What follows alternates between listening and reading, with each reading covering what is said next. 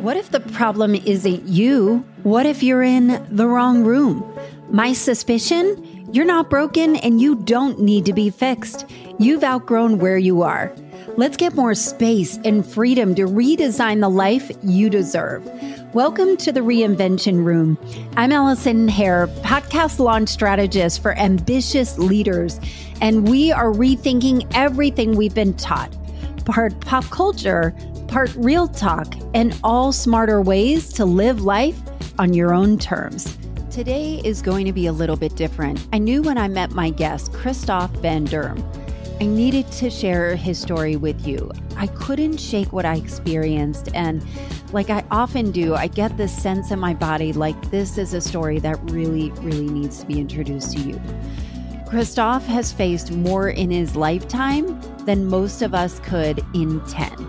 Multiple brain surgeries, paralysis, cancer, a ticking clock he refuses to obey.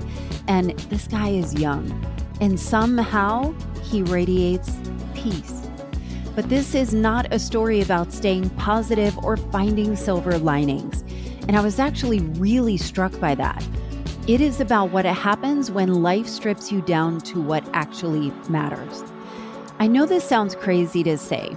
I think we get frustrated because our assumption is that things should be better. We should be happier. We should have more. We should have been further. We should not experience all the road bumps. Like we get surprised when road bumps come in our way. But the truth is, if suffering isn't optional, the only choice we get is how awake we want to be while it's happening. In this conversation, Christophe opens up about facing death, finding joy in impossibly small moments, and recording a private podcast, get this, for his baby daughter, so she will always know her father's voice, no matter what happens next. This conversation is going to be confronting, it's sacred, and it might just change how you measure a good life. I want you to take a deep breath with me. This is going to be one of the most beautiful stories you will ever hear. And before we talk to Christophe, who, by the way, has a very cool French accent, won't you send this to the people in your life that are popping into your head right now that maybe they're struggling with something really big right now, and they could use a fresh perspective.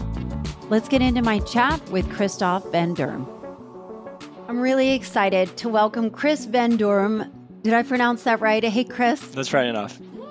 Thank you. So, hi, Allison. Yes, I got to meet Chris in your neighbor's home in Brooklyn a couple of weeks ago, and I was so taken by you.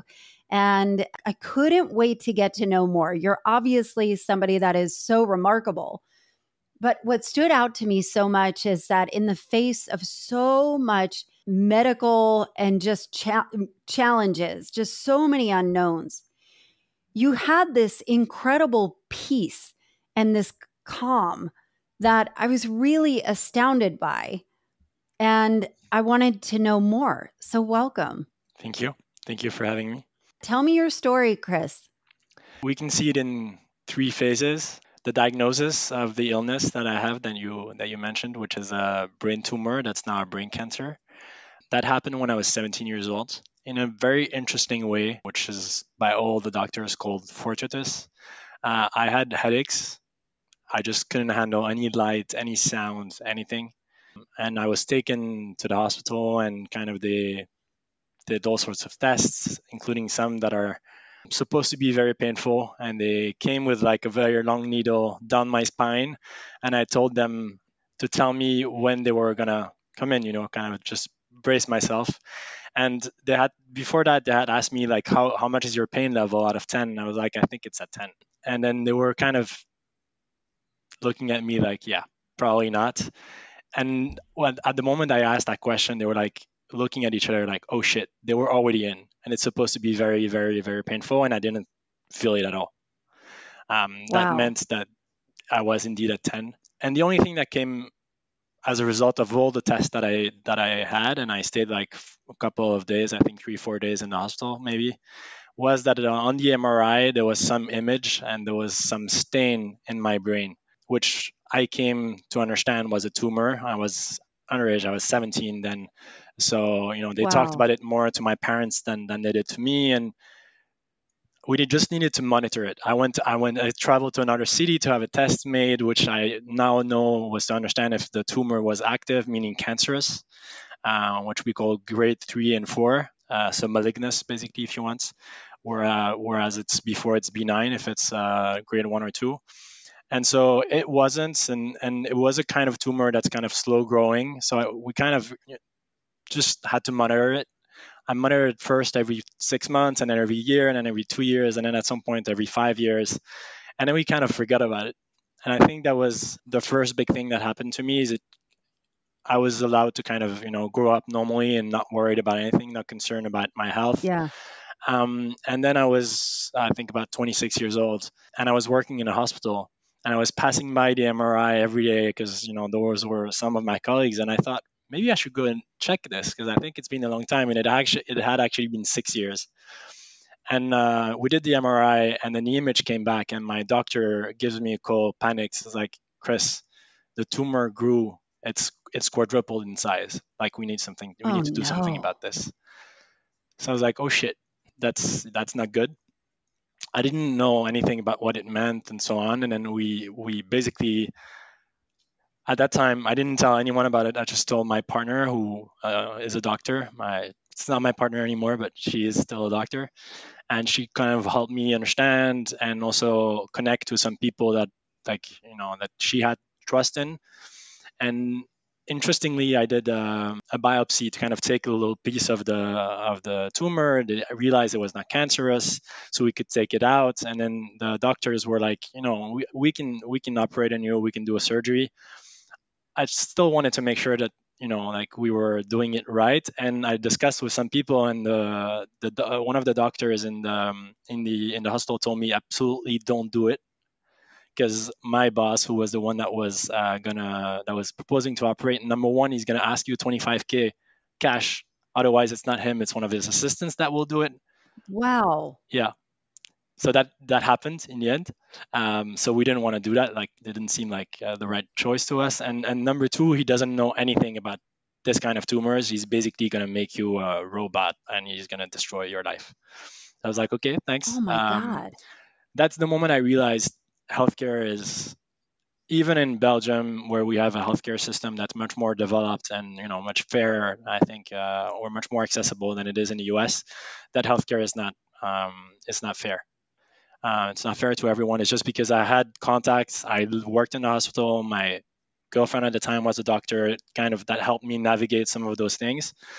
I was able, through my network, to then, in a few weeks, contact or identify 3 or 4 big surgeons or neurosurgeons, and then discuss. And then and some would say, I don't think it's operable. I don't think you should do surgery. You should wait. Some would say, I can operate on you.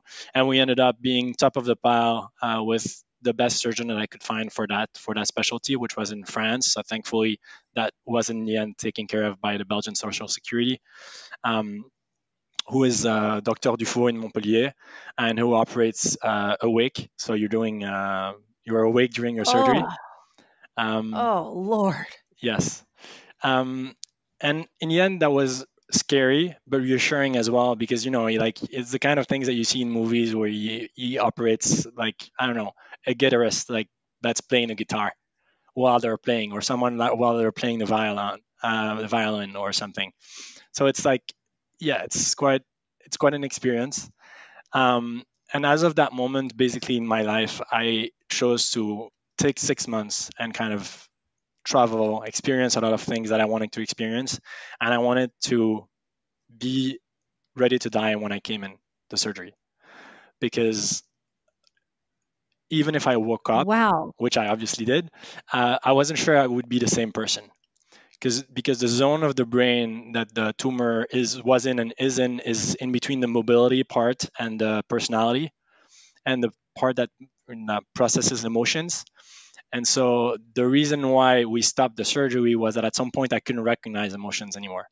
So they were right in the other hospital where they would have operated without that technique of awake surgery. They would have Wow. put like pins on me to kind of understand the connection between, for example, my fingers and some parts of the brain, like the leg and things like that. So they would have Oh my seen, God. because they use a little tool that creates a short local short circuit and basically simulates what happens if you take that neurological that part of the brain out. Um, So you need to be awake to like to answer signal. questions, to I'm signal. here. Yeah. Yeah. And so Yeah. I ended up being, I think, 4 hours in surgery, moving my leg constantly. At the end, I was having like spasm because I was so tired. And then looking at pictures of things and recognizing, this is a table, this is a horse, this is a cat, like, all of those things. You're constantly talking to someone. And it's very interesting because you do a sort of evaluation before and after of your Right. mobility physically, but also mentally or intellectually. And then you're like, how many numbers in a row can you remember? And the absolute number doesn't matter, but you just want to, in your recovery, you want to get back to the same number that you were before. Um, and and then you come out of that and you're yourself. That's number one. That was big. You recognize people, you remember your name, you remember the time it is. I even made a joke about it that I didn't recognize a friend that was there. um, and then you start the recovery, and I think that journey was a very humbling one for me, because you're, in a way, you're back to childhood. You're like a baby again. You're learning how to walk again, because your connections, Wow. you have so much blood in your brain that everything is kind of blurry. So you need to relearn everything. Even speaking, I had kind of a speech therapist that came home. I had someone to help me with my hand movements, someone for the lower body. So you kind of go through those months of recovery and therapy, physical therapy and occupational therapy.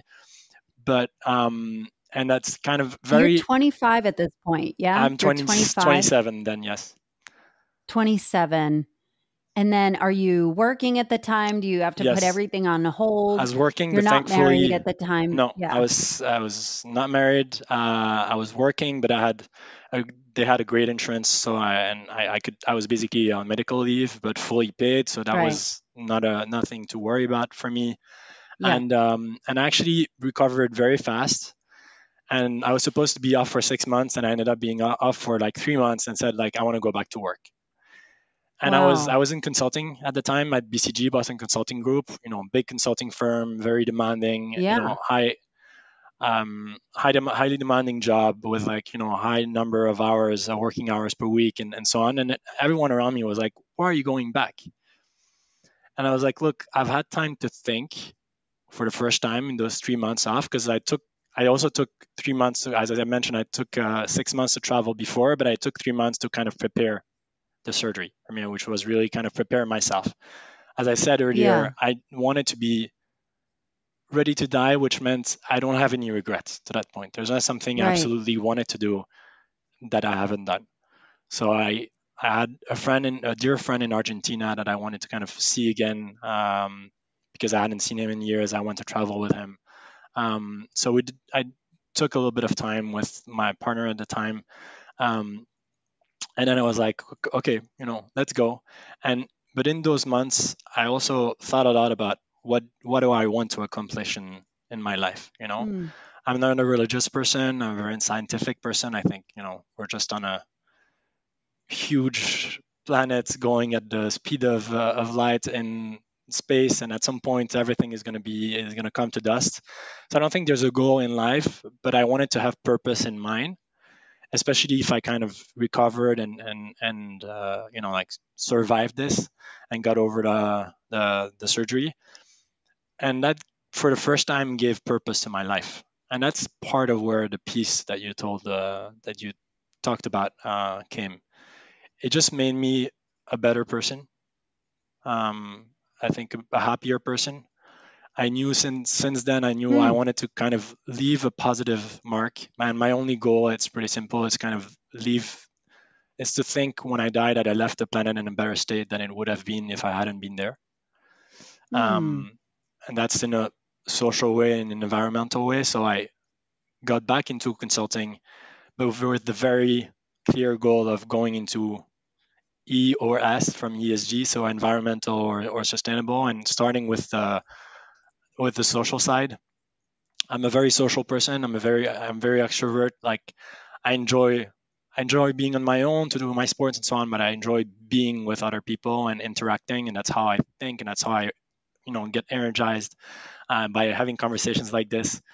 And so yeah, I was like, I want to help people, and that's where I kind of started to kind of push and turn around my career. I stayed a few more years at BCG to kind of build the foundation, and I needed to be successful and to work afterwards and have positive effects for charities, nonprofits.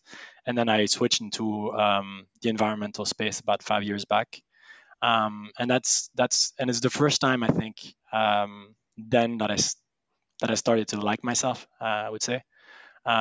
You And started to like yes, yourself? Wow. Can I pause here? sure. Did I'm wondering, when you go through something so remarkable like that, that most people your age are not going through, did you feel like your outlook on what matters changed? And did you have the same memories? Did you have to like train for your memories to come back, or was the surgery so brilliantly done where like you are relearning everything, but do you feel like you're a different person I felt like I before was a after? different person, but not because of the memories. I kept all my memories. I remembered everything, except obviously, sorry, some part of the surgery where it's blurry because you're still in a little bit of a funk because you Oh, still start the surgery being with an anesthesia. Um, no, I remembered everything, but I was a different person. Mostly when I came back for one reason is that I had difficulty to manage and deal with emotions, and especially stress. Stress was suddenly overwhelming me when it had never overwhelmed me. It had always fueled me in my life. I was always the most efficient, my back against the wall.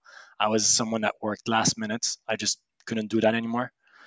Because then I remember coming back to BCG on my first project, and in wow. a whole day I couldn't do anything, any work. I was just a blank page, and I was like frozen.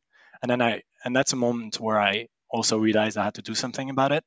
And I realized something else about the health system, at least at the time in Belgium, but I think it hasn't changed, and in most places, is just people forget about the mental side of thing and the mental health. Mm. No one ever talked to me about talking to someone, asking for help. It's a friend that had gone through a burnout, that at the time was like, Chris, I think you might need to talk to someone that's not one of your friends and so on, where you can just say everything, complain about everything, cry if you want, like in no judgment, just go to see your shrink. And that's something that I would say is very acceptable in Paris, is even fashionable in Paris, but it Yeah. wasn't really the case in Belgium. It was a sign of weakness. Um, Did you feel that way, or did it just not occur to you? it didn't occur to me. It didn't Oh, occur to me. okay. Um, but that was, to me, that was eye opening that it didn't. Because as soon as he told me, I did, and it helped me from like day one. And so I started to kind of look more in towards that direction of why are we so proud, why do we have this ego that Hmm. and that started to interest me also more in how do people function, like how do their brain work, so the development, the humility that everything can be gone in a second, and you can have to relearn everything, and kind of just not being, why are we proud that we're good at certain things, like sometimes you don't, if we have done all the work, yes, then be proud of the work that you put in, but the end result is also some things that you can't control. And I think it brought more humility, much less ego, um, more interest and curiosity in other people's stories, not just what they show, but what's behind it. And they don't kind of tell you in the first seconds, except if you are at one of Chris's dinners and it just comes up because it's the setup, and that was quite Yeah. unexpected. Um, but yeah, so I was a different person, but not because of the memories. Wow. So I'm curious too, like, is your energy back? Is it different? Because it sounds like you're like a different person. I was always someone very energetic, but if I can say it like this, I think the color of my energy probably changed. Okay. I I have high energy, and that's pretty constant, and that's been a constant in my whole life. There's been moments, especially because of treatments, chemotherapy or radiation, where I was highly tired. It's a little bit the case these last few weeks. Um, but apart from that, no. I was always an energetic person. I always kind of needed to get that energy out. I was also a very tense person when I was younger. I was kind of, I was snapping easily at people. I was very susceptible to any comments. That evolved over time, but started a little bit before the surgeries. One thing that helped me drastically for that was doing sports, just getting rid of the negative energy. I mean, if you get rid of the energy, you get rid of the negative one. But definitely the I heard surgeries. you're a fan of tennis. I am. I mean, the shirt also. I mean, I have I Yeah, have, I the have a Tour de U.S. Open France. shirt and I have a Knicks hat. So yes, Yeah. I'm wondering too, as you're a guy who is driven, it sounds like you are living and moving with a lot of purpose. Tell me about Act Three. Act Three. What do you mean? You said there are three Oh stages. yes. Your Okay. life is in three stages. So yes, there was a diagnosis, then there was the realization, and the let's say the first treatments, which were really kind of life changing because I had to go through another surgery 3 years later because it had grown again. Um, Third one was for me meeting my wife and kind of choosing to kind of live my life normally. Because one of the things that comes in your head is like, what am I aiming for? Should I live like, like anyone else, hoping that I can live forever? Do I make that choice of still being, having hope, being, like being hopeful, being optimistic, and then planning for the long term, even though the probability is high, it's never zero. I mean, there's so much research and happening right now. Like I read a piece yesterday about researchers in Florida that are maybe finding a way to target any cancer cells, not a specific cancer, not the brain or Wow. the or any other, like not the heart or not. But like colon cancer is something that has happened a few times in my family that I'm aware about. There's treatments there. I have a friend that had pancreatic cancer, and that they gave 4 months to. He ended up living 4 years. He's the one that kind of fueled a lot of that third phase, I would say. Even though we ended up Mm, making very different choices. His name is Gilles van der Speck. He was a dear friend. He passed away in September, and I'm he sorry. has yeah, thank you. He created a nonprofit that's called Profitivism, so which is basically prof, profit, profitivity, if we can say it. But basically, it's a philosophy at the border of enjoying life to profit, but in French, profit is also enjoy. So enjoy as much as you can, but to also be positive. So it's positivity and enjoyment, if you want. Um, Okay. and he created that nonprofit, and he was the most like positive, smiling person. And like I had a long discussion with him a few years back when it became a little bit more serious with me, and we had to discuss about our first chemo treatment, and that was right about the time where I met my wife. And he was so like positive, like that he was happier than ever, and I kind of related to that. But he Mm, was he was he was just a sunshine, like he was a ray of sunshine for everyone around him, and he still is in a way. And he had very clear pillars in his philosophy of life, in his philosophy of profitivism, and it was like a holistic approach to your health. So it's not only doing the radiation chemo, but it's also taking care of your health and by doing like chiro, physical therapy, acupuncture, like really kind of looking at other ways, ancient ways, like Chinese medicine, ancient medicine, and so on. Taking food seriously, just eating good food like organic or biological, bio in Europe, but also like eating less. And I went to see someone that was an oncologist and stopped and just started giving advice on food, on nutrition, because that's one of the things that's really forgotten by most doctors. My surgeon laughed at my face when I said I was changing the way I ate. But you can have, Why? because according to him, there's only science doesn't confirm that it's better. So there's only surgery and chemo and radiation that works. And but it's I also understand, like, he So dedicated interesting. his whole life to one thing. He needs to believe that that's really what makes the difference.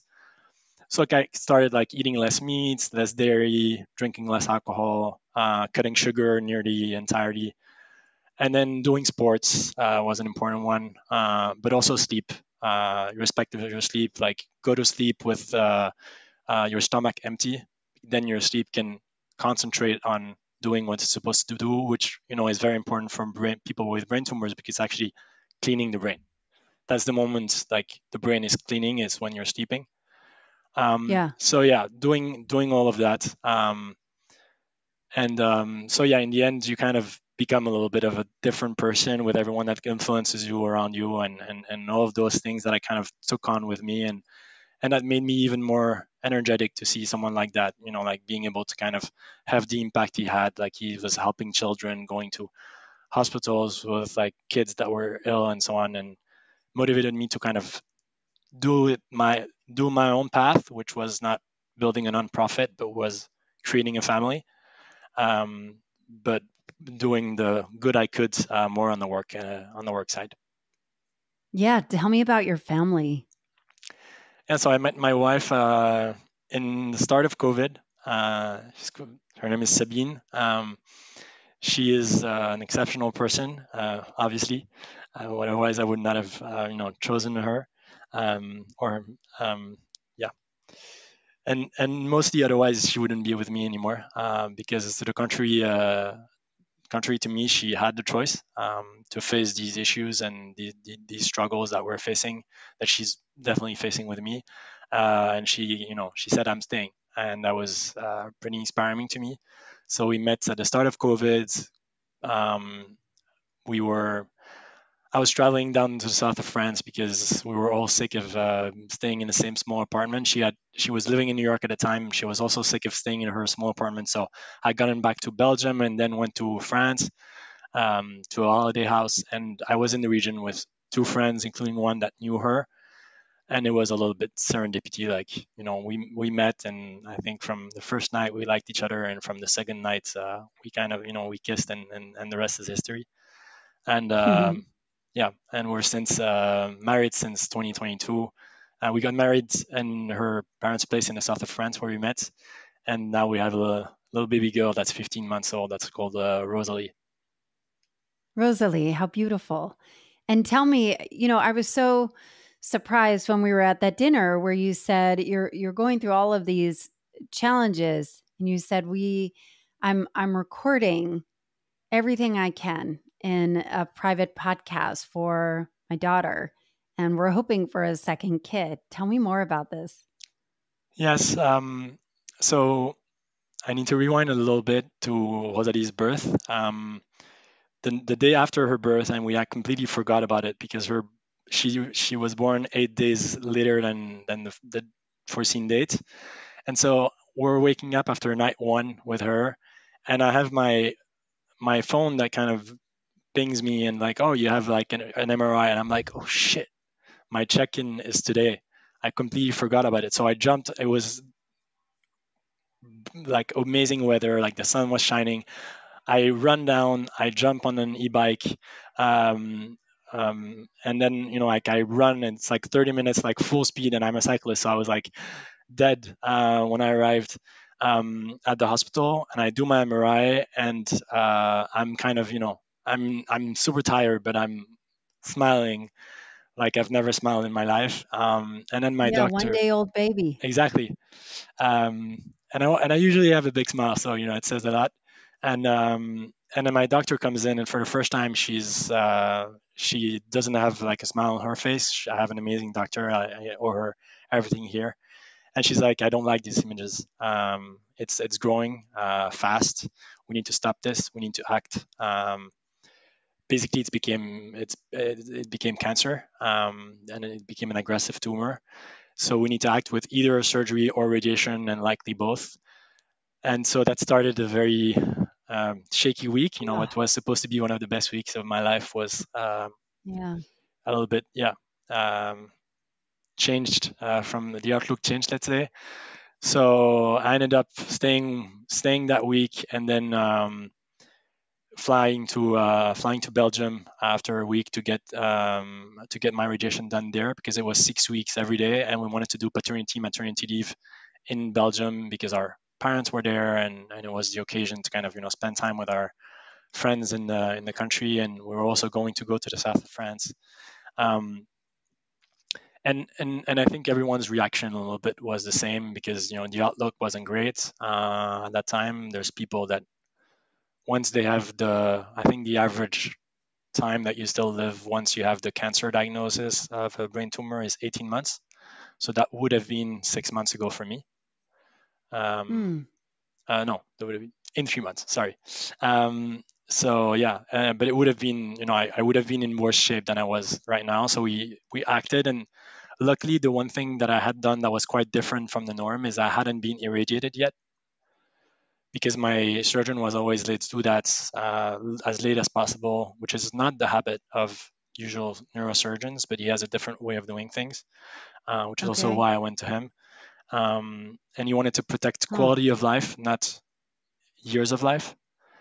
And so that meant, having the radiation as late as possible, because radiation has consequences, and indeed it had, because also partly because the end of my radiation was not really managed well by the doctors there. I'm not here to complain, but there was an issue. There was an error made the in the way they went down with the anti-inflammation medication, the corticosteroids, basically, where they told me to kind of go down to 0 in 2 weeks, whereas the protocol would have been 6 months.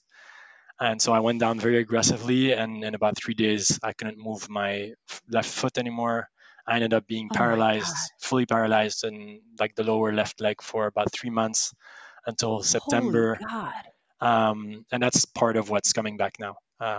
When I mentioned that, more or less at the start when we did the intro of the podcast. So yeah, I'm never gonna be able to run again. Most likely, I'm most likely never gonna be cycling anymore. At least not on a normal bike.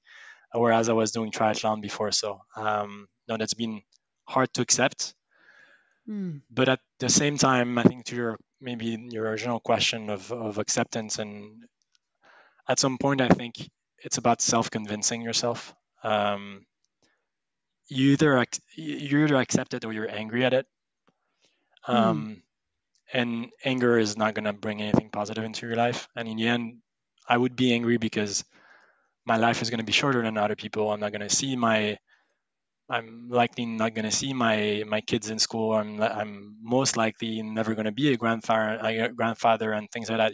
But you can choose to focus on that and everything Mm. that you will miss, but then making yourself miserable. Or you can focus on what you still have and the fact that you're still there. And that's what I'm trying and fighting every day to do.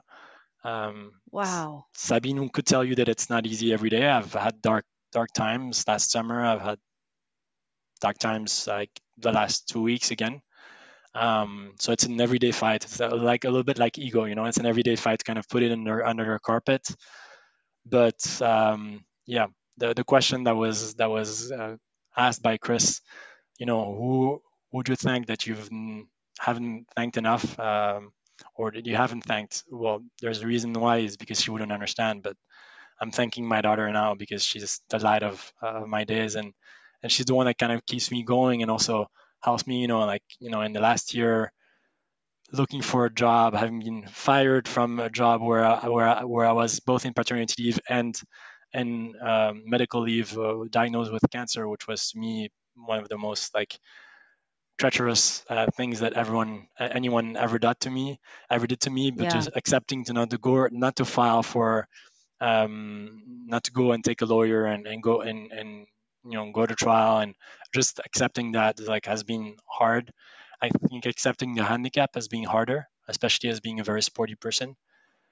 But you need to find things that motivate you and make you happy, because I try to remind myself of what I always say to the people that ask me, but why did you have kids? Knowing that you have that, you will give them a future likely without a father.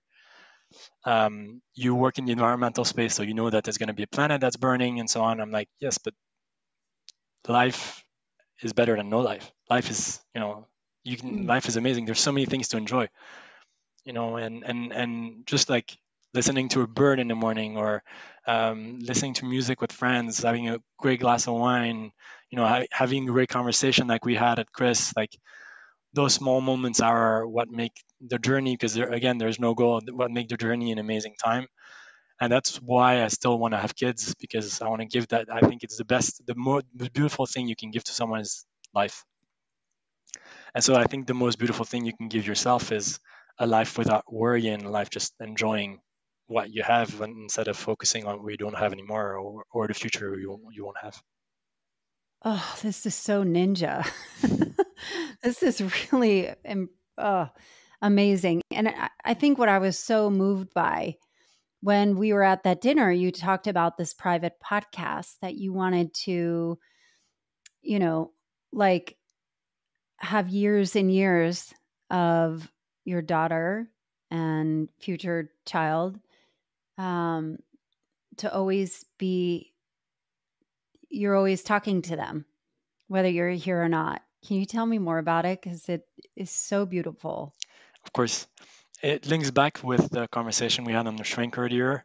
I kind of went back to my shrink in June, and the first question she asked me is like what's your biggest fear? Um, and I was like, to me, it's for me not to be a presence. It's just in their life, just for me to not to have mattered in their life. And I realized that because my mother's mother, so my biological grandmother on the mother's side, died when my mother was pretty young. And it's a little bit of, I wouldn't say it's a taboo, but it's something that we don't really talk about in the family, to the point where Sabine, who is always curious and like pretty very social person, but very like interested in everyone's life, asked my mom at the dinner table year ago, like how did she die? And I know that I heard it. I heard that information when I was young, and I think I put that under carpet. She committed suicide, um, Mm. and that kind of made me understand also why we didn't talk about it and why it was hard for my mom to talk about it. But the consequence of that was like that person disappeared and had no impact in my life. I don't even, I literally don't even know her first name anymore. Um, Wow. and so that was my answer. That's my biggest fear. So what are you gonna do about it? Again, like contingency plan. Action reaction. And so she was like, should you write to your daughter? And I was considering it for a while, but I couldn't find a right tone where like what would I write to them? Like write like something for when you're 2 years old or 1 year old, and like I love you, and I don't know, like I didn't find any inspiration. And then I ended up in a spontaneous conversation with two close friends in Brussels that both have done for professional reasons a podcast recently. And it's something that's we're way behind in Europe versus the US on podcasts, but it's something that's really gaining momentum significantly in the last years. And I had seen them theirs or heard theirs, and liked it, and we were discussing that, and I suddenly realized the conversation we're having right now, this could be recorded, and this would be actually pretty cool for our kids to listen to, because we're being Hmm. spontaneous, we're being our true selves with like two close friends. And if we were to record that, I think it would be nice to listen to, just even ourselves. And ironically, the name of the restaurant we were in at that moment was Longue Vie, so long life. Mm. Um, Live forever. there you go. Yeah. So that I didn't realize it on the moment, but I went to sleep that night and I was like, man, I have it. I I mentioned it before. I'm that kind of social person, and where I find my energy is where I want to kind of. It's also what I want to give to my kids, and part of it is also that they see me. I think you communicate a lot with your voice, but you communicate so much also visually, and with your with your body language. It's for them to show that it's not only that I write to them that I'm even though everything is happening, like I'm happy and I have a smile on my face. I want to show that to them. I want to kind of be able to communicate, who I was, and I think that's part of what it is. And so I decided to record those interactions, which are from 1 to 4 friends that I invite podcast studio. I've currently only one recording in New York because I have less close friends here than I do in Brussels. So that's why it's kind of stick. I'm struggling to kind of move forward because it's just taking a lot of my time every time I'm back in Belgium, but I also want to enjoy the time with the family. So I need to strike that Yeah. balance. And I just kind of thought about the people around me and thought about on another list thought about the topics that are important to me, and I kind of matched both very, I think, naturally. I have like I have 4 close girlfriends, and we talked about like man woman friendship and how that's important Yeah. for me, but how that works, how like how that starts, like is there always like an absence of you know um, ambiguity, or is like can you make it even if there is ambiguity at the start, things like that.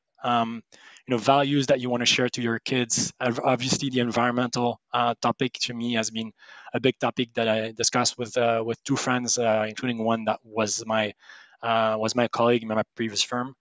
So yeah, it's topics that I wanted to share, and also I thought about what what would the people around me not necessarily share that I could or that I would. Mm. It's like, and that's a little bit how we kind of thought about also kind of godmother, godfather. It's kind of what can they bring to the table, another set of values, another culture. So I chose we chose my best friend who is from Montreal. So he comes with different background, different culture, different approach in life. He's for certain things the closest person to me, but for others, he has a passion for history. He doesn't think exactly in the same way as I do. Comes from another Yeah. culture. He will bring a lot of things that I wouldn't have brought to the table. And that was also kind of a reflection of what are the things that I absolutely want to communicate myself. This is amazing. And just to, you know, kind of, it's almost like, how people say at funerals and wakes, like, why don't we do this while they're alive? Like they talk about how great people are. And I love that you're being so intentional about kind of incorporating all of these important pieces of your life, you know, while you can. And I'm curious about like finding the joy in those little moments and finding peace in it. Are you always having to choose, or do you feel like it gets easier as you practice this? Oh, it's a great question. Um, I think it becomes easier because I think it was more work the first time I really kind of tried to kind of go through it. Then it becomes more and more second nature, but still, still it's the constant fight. But I think I could I would say that most of my friends would see me as someone that's pretty much in the moment most of the time. Mhm. Um, Especially if I'm interacting with someone, kind of that social side, kind of the natural is like, it's overwhelming. So it was a little bit of a natural thing to me not to be too in my head, but I am in my head if I'm alone. And that has also been more the case since I'm in New York. I have less friends, less family here. My wife works long hours. I have a lot of, now we have a child. Like, it's not like life is not going out every night anymore. And anyway, in New York, no one can really afford it. Um, but so yeah, I need to remind myself to do that, especially when I don't like right now, I don't have any way to kind of get rid of my energy by with sports. Like it's more of a struggle. Um, Yeah. Do you feel headaches? Like what does day-to-day life feel like, or does it feel normal? Do you feel like does your body change? I have like very seldom headaches. Headaches. I do have some, but it's like a few times a year. Usually when there's something very emotional happening. So I've had a couple recently, but my everyday life right now is it's really, I mean, managing the consequences, which is going to physical therapy, being as dedicated as I can be to kind of being the best version of myself for myself, Mm. but mostly for my family. Which means not eating bad, sleeping well, not drinking too much, like all the things, the pillars I talked about earlier. But also being in the best state of mind. My again, my wife is incredible to have stayed with me throughout all of this, but the worst thing I can give her is shitty last years because I'm in a bad mood. So it's for yourself as much as it is for other people. But it was a struggle in the first months of my daughter's life. Like I wasn't very present. I was so tired. I had a lot of headaches back then from the radiation. I was nearly absent. Like my shrink even kind of mentioned that as a hypothesis, I maybe decided not to create a relationship too soon, not to attach myself in case I was dying, because last year in the summer I went to see my doctor, the surgeon that operated on me twice, that said that seeing how things were going, he thought I wouldn't be there in 2025 anymore. So he was like, Wow. prepare your last days. Oof. I'm here.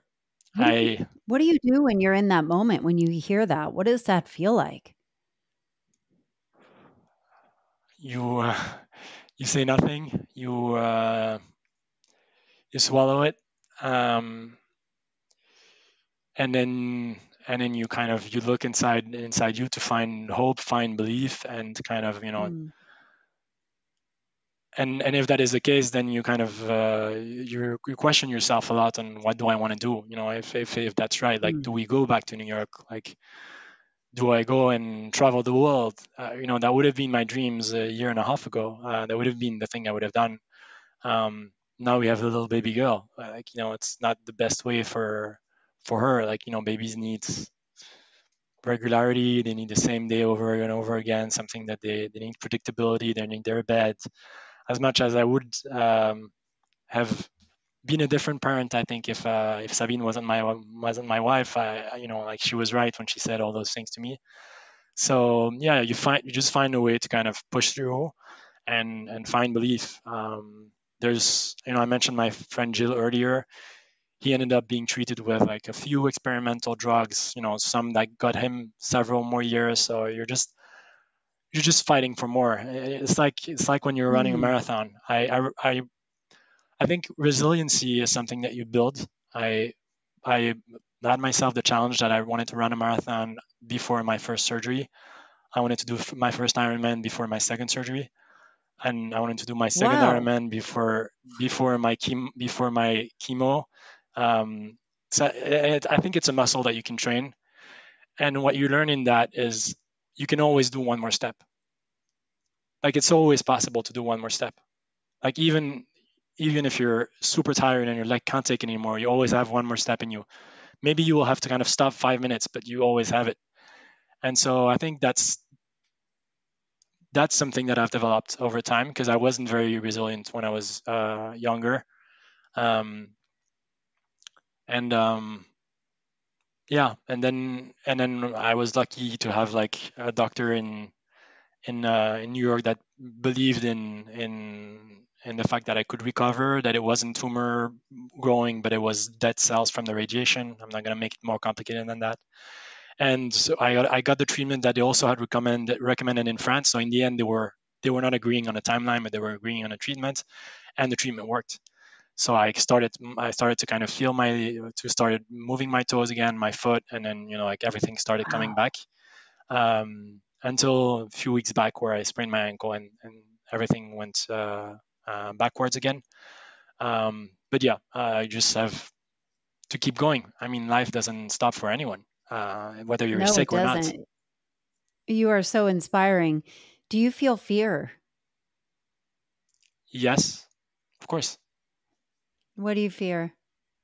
I fear not being there next week. I fear, but most of my fears now are for my daughter, or and or unborn baby, and then for my wife, and then for my close ones. Yeah, I have some fears, but the real fear I have for myself is the fear to fail and kind of the objectives I set myself, which is leaving that legacy for my kids, that they kind of know their father and can learn from my mistakes and kind of anything that they think valuable or they think is interesting from what I have to share. And and also if I can, to a wider group, it's mainly for my kids, but if I can Mm. throughout for example this conversation give a little bit of hope to one person that, I don't know, is very ill and is thinking about ending their lives, and that gives hope to that person that there's always hope, a little bit further, and you can be happy even not walking anymore, and things like that. Like, well, that would be the most amazing. So one of the things that I will do is, I'm going to contact associations of patients, mostly brain surgery patients, but also in general patients in Belgium. I have some people in those networks to see if some of the things I have to share can be valuable for them. I don't think I will go Oh wider my than that, God. because I don't want to I don't want to be I don't want this content to be fully public. Like the things that I mean, obviously this one, yes, but the things that I'm going to share to my kids, but some are destined to be, I think, at least shared with like associations of patients. And if it can give courage to just one person or one parent that has like a sick child, well, that's already a huge win. Oh, it's so beautiful. And I kept thinking, as you were talking about, there's so many mindset shifts of things we don't think about, right? Like I have a lot of friends that have experienced cancer survivors, and almost every one of them says, you realize that the shit you care about doesn't mean it's bullshit. Like you just kind of laser focus on what matters, and you are living proof of like choosing not to focus on the loss, but the moments of what happens. Like there's so much you can learn from this. Do you fear death itself? No, You don't. no, because number one, it's supposed to go pretty smoothly for me because we obviously asked the question. I'm supposed to be more and more fatigued and less and less interacting with people, and then at some point, I'm just gonna go to sleep. So that's one. I don't Wow. have like, but also even if it was painful, um, I fear more the last, like the fact to kind of consciously have like no value, no added value, and like being already having people around me suffer in the last week. So like I'm actively thinking of going back to Belgium to kind of choose my time a little bit, choose my time to go, and at the time where I think I'm not adding anything. And it's interesting to Wow. react on what you said earlier about like doing that while we're not saying thanks while we're still alive or people are still alive. It brought to me a few fun facts, and then I know we're over time, so I'll stop talking. But um, one thing that I did after before my first surgery was tell I love you to my parents, and my dad had never told it to me before that, and since then he does. And so yeah, never, like I don't know why we're too proud or to say the most beautiful words in all languages, but just put your heart out there and tell people that you love them Mm. if you do, because that's never gonna take anything away from you. It's just gonna bring even more, because love multiplies. It doesn't withdraw anything. That's one thing. And then the first thing is I've actually chosen, in that context of choosing when I'm going, right now my idea is to have a funeral where it's not all black but all colors, and that's kind of a celebration of life because I made it way further than I ever thought. I mean, my first surgery was years ago, so I consider all of that bonus, and I want people to celebrate life. It's how they do it in a lot of other cultures. Like I would travel, if you've ever traveled to Bali and see a Balinese funeral, it's a party basically because they're celebrating the amazing life that the person had, and I find that beautiful. And so I want to bring that to kind of my culture, that openness that also gets you from that you get from traveling in other cultures. And the second thing is I have a friend that started stand-up classes. It's actually the friend that was in the environmental space that I worked with, and I've asked him to work on a longer version of the roast that he did on me for my wedding because he was one of my best men. That's great. And we would call it mourir de rire, which is dying from laughing. It's an expression in French. It means like you're laughing so much that you're dying that you can't anymore. And so we want to call it that. And that just before I go, like he does that too. And I'm there in the audience with my close friends and close family, and I go out in a nice way rather than in a sad way. Oh my goodness. This is like a masterclass at life.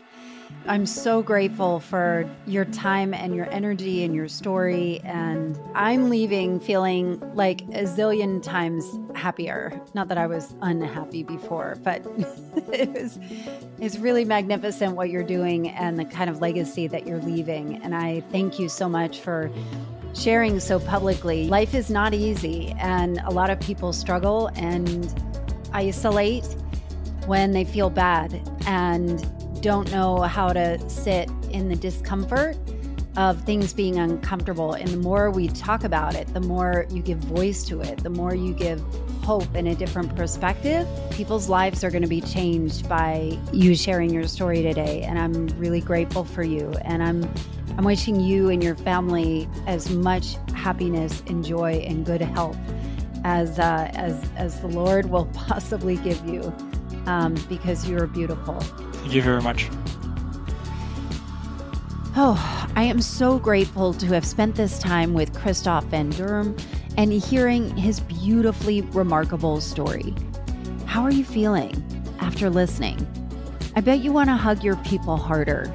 It makes the petty stuff seem, well, a little more petty, and see it for what it is.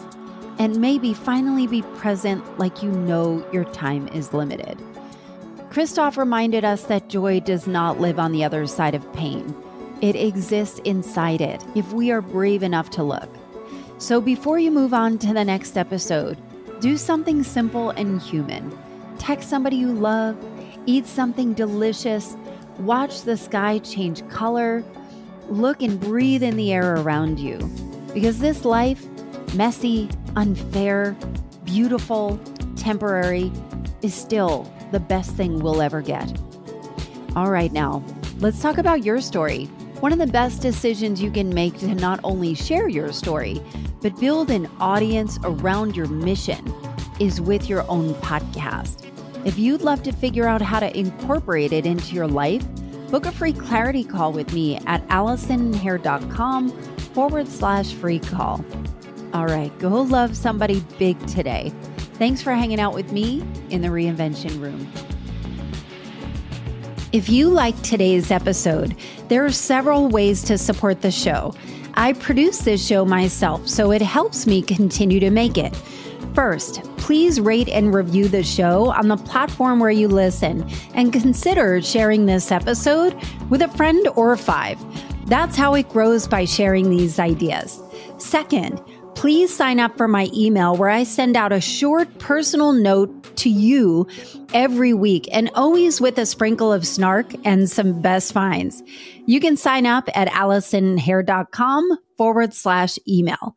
As always, thanks for listening and hanging out with me in the Reinvention Room.